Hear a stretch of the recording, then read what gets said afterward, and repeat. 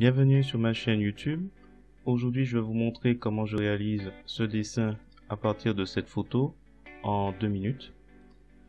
Alors, si vous trouvez déjà la réalisation réussie, je vous remercie de me mettre un pouce vers le haut et de me laisser un commentaire. Alors, pour savoir comment je le réalise, il faut savoir que c'est en fait la suite d'une précédente vidéo où j'utilise le greffon Gemic avec le filtre Stylize.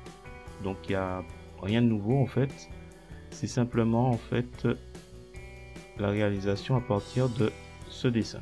Donc j'ai pris ce dessin et j'ai utilisé Stylize pour imiter un peu le style. Donc je vais recommencer. Donc ce que je vais faire, je vais supprimer déjà le calque au-dessus et je vais laisser ça. Donc j'ai récupéré un dessin de quelqu'un. Je l'ai retourné pour qu'il corresponde au format paysage, à l'orientation paysage de ma photo. Et j'ai tout couvert.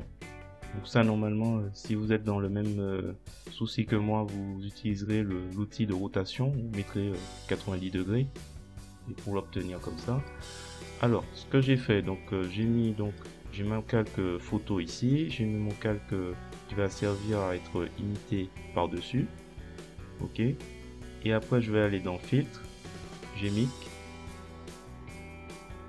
Et une fois que j'arrive ici, donc là je l'ai mis parmi les favoris.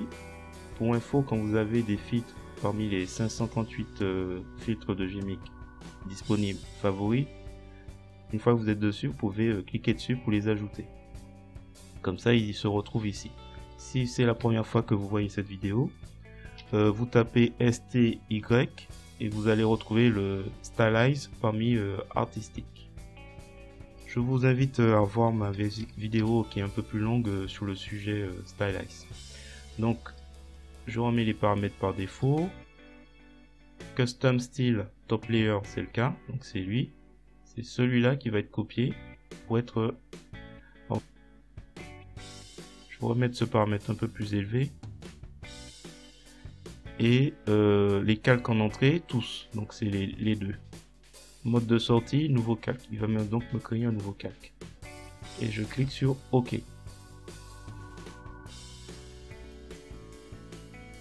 Voilà, c'est terminé. Si vous trouvez que ce tuto était intéressant, je vous remercie de me mettre un pouce vers le haut et de me laisser un commentaire.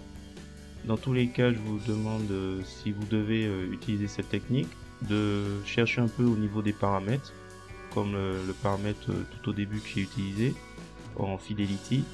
Donc il faut bouger un peu le curseur pour voir un peu la fidélité par rapport à la photo se régler. Si vous avez trouvé le tuto très intéressant, je vous remercie de me mettre un pouce vers le haut et de me laisser un commentaire. Et je vous dis à bientôt.